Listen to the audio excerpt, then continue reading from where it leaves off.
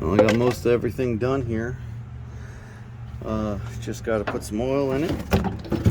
Get the charged battery put back in because it's on the charger now, because after I cranked it the last time, it was a little low. So I'm just putting some fresh 1030 in here. I'm gonna throw in some fresh plugs, just regular. This is a point system, no electronic ignition, so we will just use some plain old Autolite 86s, copper cores.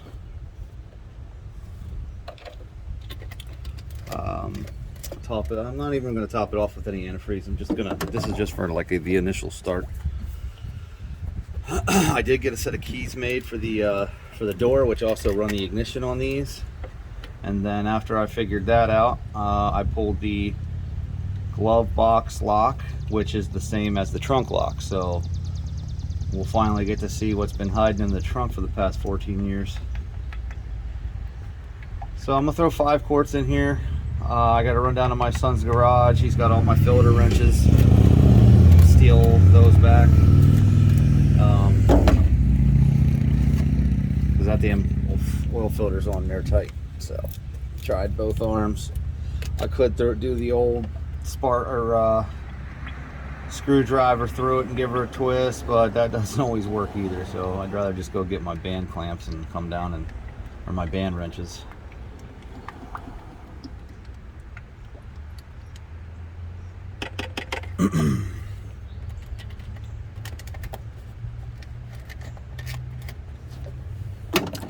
Off the top of my head, I do not know what this system takes.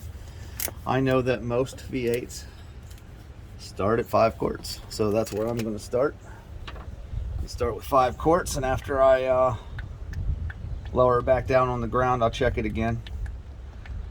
Important to know here that I've already disconnected the fuel system. The factory fuel line's already ripped off of the carburetor, so we won't be getting any fuel from the tank in there.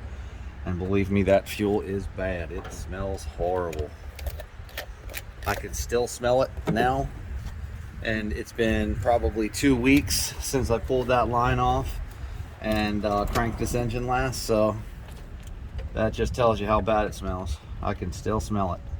It's just like it's varnished to the point where it's discolored, it stinks, and it is not going to be any good for this engine. So,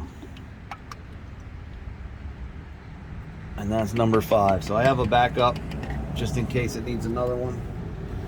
So I'm going to get these spark plugs put in here. No, actually I'm going to wait for the spark plugs because I want a good crank on this.